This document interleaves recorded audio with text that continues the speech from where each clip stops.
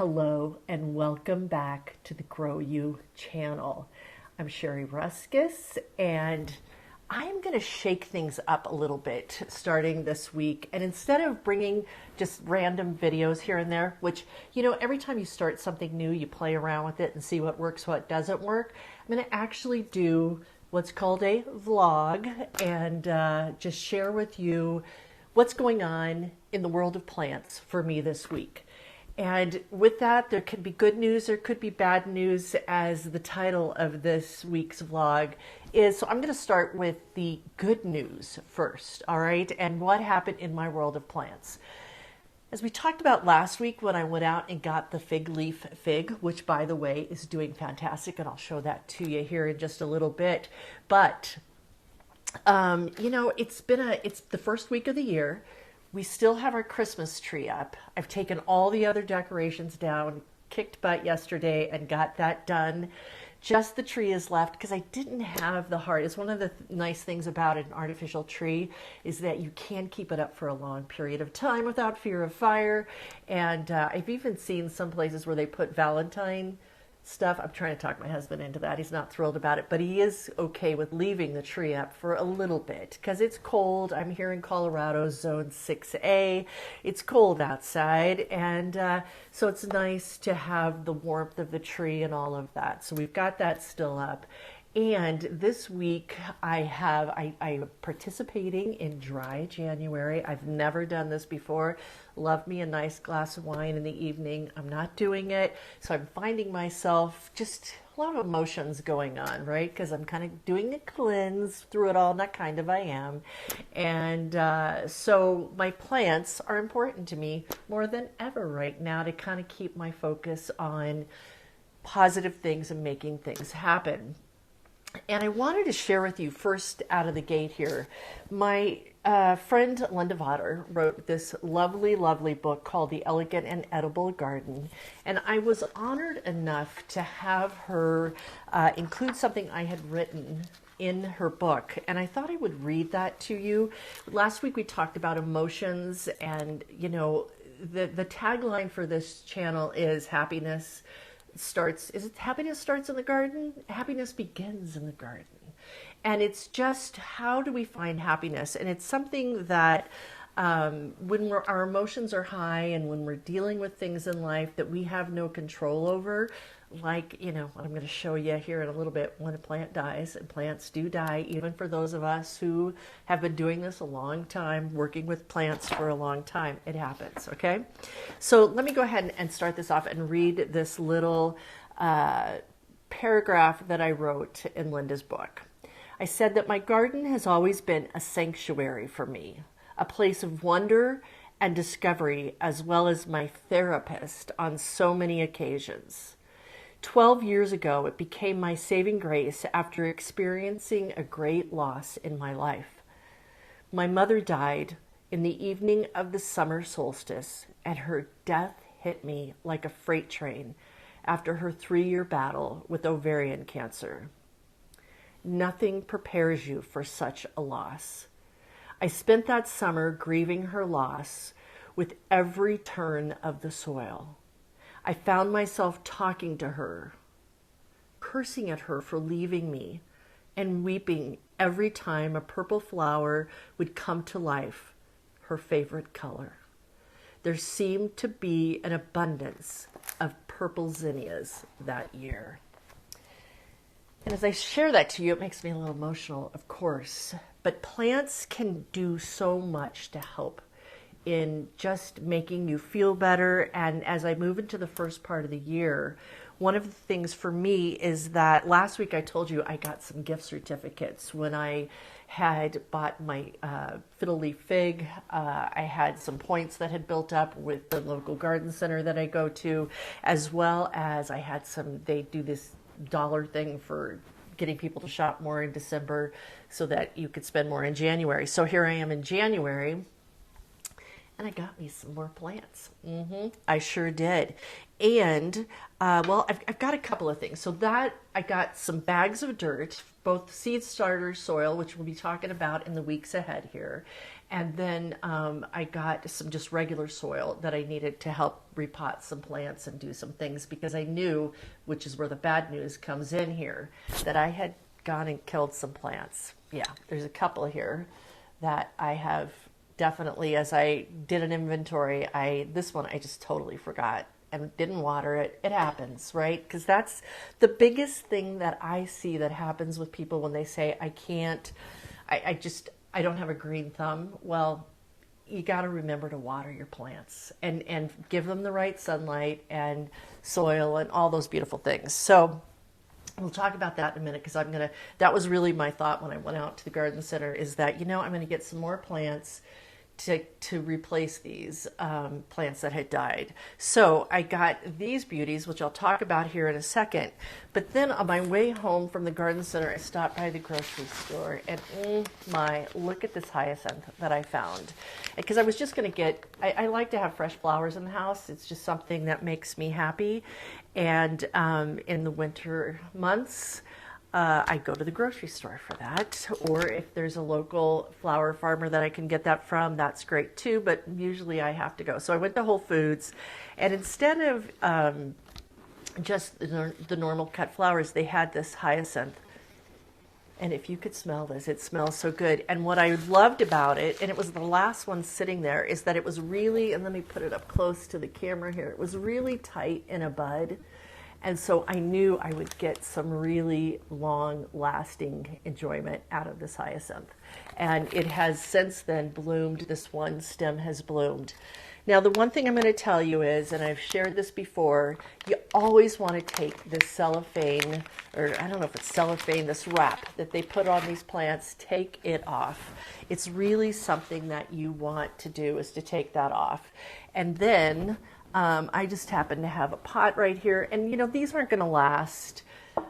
I don't know how long they'll last. I'll let you know in the next couple of vlogs what is happening with this hyacinth. But for now, I'm just going to set it in this pot. I have this, let me just set it here, but I will probably put this in the kitchen because I really love it. And I'll go around and show you all these plants where I'm going to place them. But I have this little, it's a cake stand actually that I'm going to put this on because it's pink and it matches the hyacinth. So we have that. So I'm going to set this guy over here for now. Hopefully not knock it over, for crying out loud. Okay, so there is that. Then the other thing that I got beyond these plants, which I'll tell you about, is I went to Lowe's and they had these little succulents. Aren't these little cute?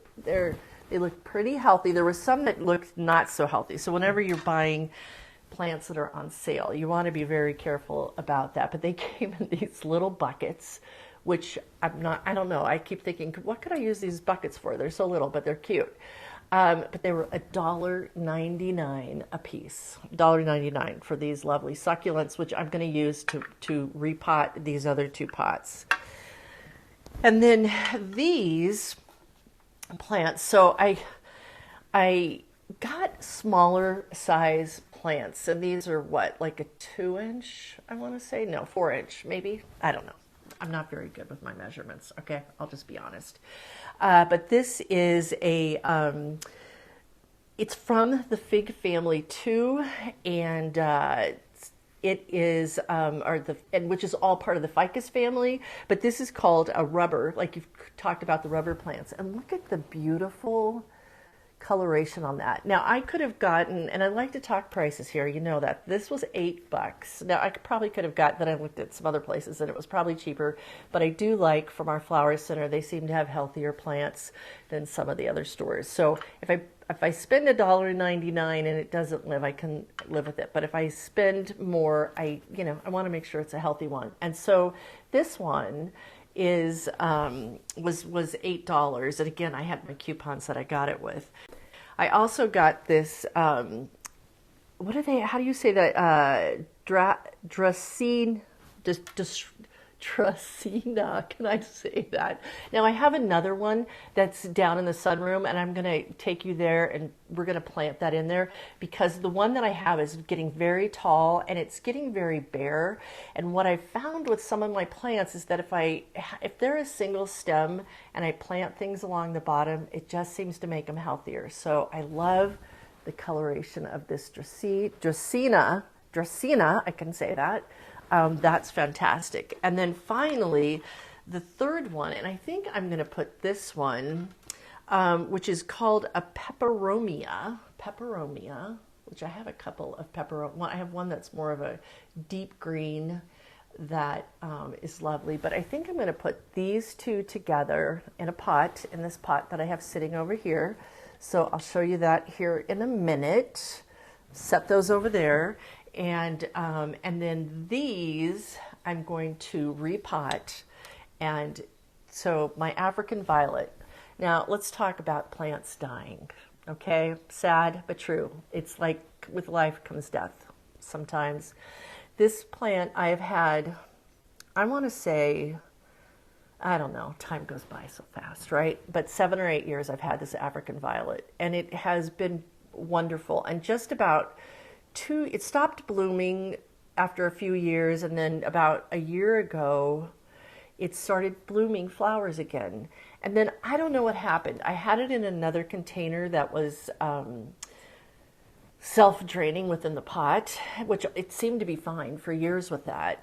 But for whatever reason, it just didn't like it anymore. And so I thought I would put it in this pot that was a little bit more self-draining, but it really didn't like this. I think it was in shock, and so I'm gonna give up. And I always look at it, it's like you're putting your plant out of its misery because it's not happy. It hasn't been happy for weeks. No matter what I seem to do, it doesn't get any happier. So I'm gonna let it go. And it's hard to do, but letting go is a good thing sometimes. And it's the same with these succulents that, have, ironically, they're in this pot that says hope on it. And I was negligent and I didn't water them, as I said. And so they are not looking so good. So what I'm going to do is that I'm going to share with you here, just repotting this. Well, and I'm putting them into a bigger pot, and it probably bigger than I should, but that's the way I roll sometimes. And I'll repot these, and I'll show you all this. And oh, one more thing I wanted to share with you. Because I was doing inventory, right, going and looking at all my plants, which is something like plants need love. They need our care. This happens. I went to I've shared with this plant before, this geranium before, and it was my mother's, which I had used to sit on my mother's front porch. And when she passed away, I took it home with me, and I've had it all these years, which it's now been 14, almost 15 years. I can't believe it. But today, I was looking at it, and I realized it was acting strange. It was like bolting over here, which has a beautiful flower on it, which is great.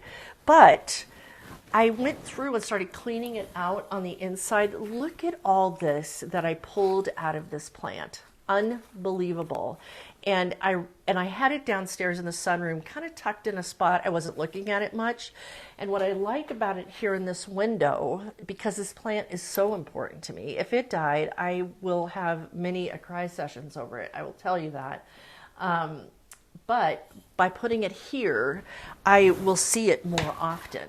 And that just, like sometimes I'll come and look out the window and I'll just pick off little leaves of it that I do when plants are more at just a regular height level other than going around and looking at them. So, but I do usually once a week as I water plants, I'm going through, and even in the morning after I do my meditation, I'll go around in the sunroom and peek at the plants a little bit, as I like to call it. So let's go ahead, and I am going to put the camera down over on the table here and show you some, just that I'm going to repot this, and then we'll take this, I have to look at my thing, Dracaena. I'm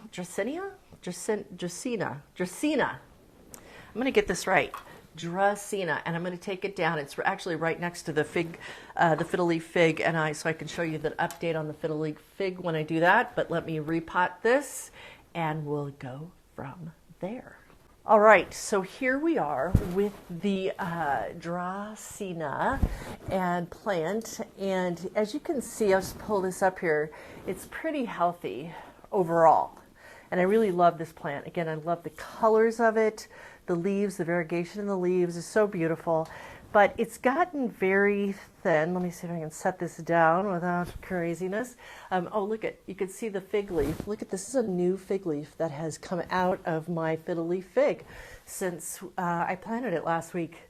But here at the bottom, it's very sparse, and there's a few leaves down here, but I've really found if you have a tree or a plant getting taller like a tree, that if you plant something at the bottom, it seems to make it happier. So carefully, because I know there's roots throughout this plant, luckily this smaller plant doesn't need that much room, so I'm just gonna get a little room in there. And then here's my little guy, and I'm gonna just put him right in there. Now that really fell apart pretty easily. The roots were not very sturdy. So that's it. That's all there is to it. Again, and I already had some rocks in here. I hope you could see that. Yeah, I already had some rocks in here. And it's funny because I had this, can you see this? Patience rock in here. And it's actually a fake rock. But I'm going to put that back in there to remind me to have patience, because I just dropped this all over the floor too. And that is the last of my plants to plant today. I'll do a little zoom around and show you what I have come up with and their final resting places, shall we say. Thanks for joining us this week, and I will see you next week. Take good care. And we'll come out on Tuesdays. Take my glasses off here so I can see. We'll come out on Tuesdays most weeks, and then we do on Thursdays every other week. We're going to be doing a YouTube live with different gardeners around the US and maybe the world. Who knows? We'll see. All right, let me give you a tour. I love the quote from Janet Kilburn Phillips, a renowned gardener, who said that there is no gardening mistakes, only experiments. And one thing I know to be true in all my years of gardening is that perfectionism needs to be left behind. It's all an experiment. Because when you try to be perfect, it stops you from discovering something new, a new variety of plant. How to say a plant's name like the Dracena, which I struggled with throughout this video. But you know what's funny?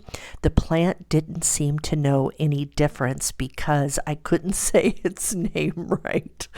And just now it has a newfound friend at its base.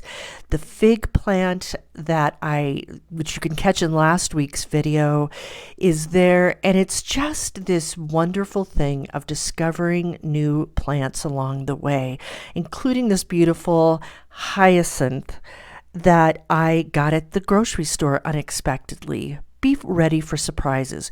We've got some new membership opportunities coming in the weeks ahead. I'll share more, but be sure to leave a comment on what you liked about this video.